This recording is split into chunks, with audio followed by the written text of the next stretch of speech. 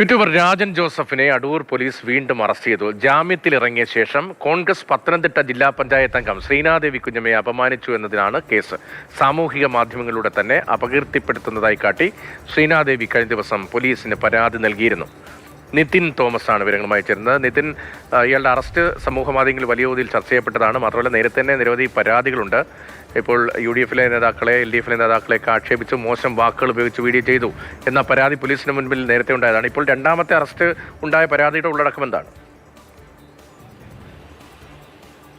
ആദ്യം രാജൻ ജോസഫിനെ അറസ്റ്റ് ചെയ്യുന്നതും ശ്രീനാദേവി കുഞ്ഞമ്മയുടെ പരാതിയിന്മേൽ തന്നെയായിരുന്നു. ശ്രീനാദേവി കുഞ്ഞമ്മയെ സാമൂഹ്യ മാധ്യമങ്ങളിലൂടെ അപമാനിച്ചു അല്ലെങ്കിൽ അപമാനപ്പെടുത്തുന്ന രീതിയിൽ ഉള്ള ദൃശ്യങ്ങൾ പ്രചരിപ്പിച്ചു എന്നതിൽ ശ്രീനാദേവി കുഞ്ഞമ്മ പരാതി നൽകിയിരുന്നു. അതിനെ തുടർന്നാണ് അറസ്റ്റ് ചെയ്തത്. എറണാകുളത്ത് വാടകയ്ക്ക് താമസിക്കുന്ന വീട്ടിൽ നിന്ന് അറസ്റ്റ് ചെയ്യുകയും അടൂർ പോലീസ് സ്റ്റേഷനിൽ എത്തിക്കുകയും അവിടെ വെച്ച് യൂത്ത് കോൺഗ്രസിന്റെ ഒരു പ്രതിഷേധവും ഒക്കെ നമ്മൾ കണ്ടിരുന്നു. അതിനുശേഷം ജാമ്യത്തിലിറങ്ങി വീണ്ടും എറണാകുളത്ത് എത്തിയതിനു ശേഷമാണ് വീണ്ടും ശ്രീനാദേവി കുഞ്ഞമ്മയ്ക്കെതിരെ തന്നെ ഒരു അപകീർത്തികരമായ രീതിയിൽ സാമൂഹ്യ മാധ്യമങ്ങളിലൂടെ പ്രചരിപ്പിച്ചത്. ഇതിൽ വീണ്ടും ശ്രീനാദേവി കുഞ്ഞമ്മ പോലീസിൽ പരാതിപ്പെടുകയായിരുന്നു.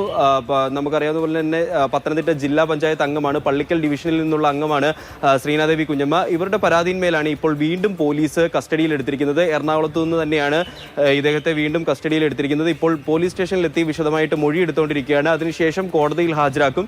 ഇതിപ്പോൾ ഒരു തവണ ജാമ്യത്തിൽ ഇറങ്ങി വീണ്ടും ചെയ്തതിനാൽ വീണ്ടും ജാമ്യം ലഭിക്കുമോ എന്നുള്ള കാര്യത്തിൽ സംശയമുണ്ട്. അങ്ങനെയെങ്കിൽ റിമാൻഡിൽ പോകാനുള്ള സാധ്യതയാണ് കാണുന്നത്. ശരി, ശ്രീനാദേവി കുഞ്ഞമ്മയുടെ പരാതിയിലാണ് വീണ്ടും യൂട്യൂബറെ അറസ്റ്റ് ചെയ്തിരിക്കുന്നത്. തോമസ് ആണ് വിവരങ്ങൾ നൽകിയത്.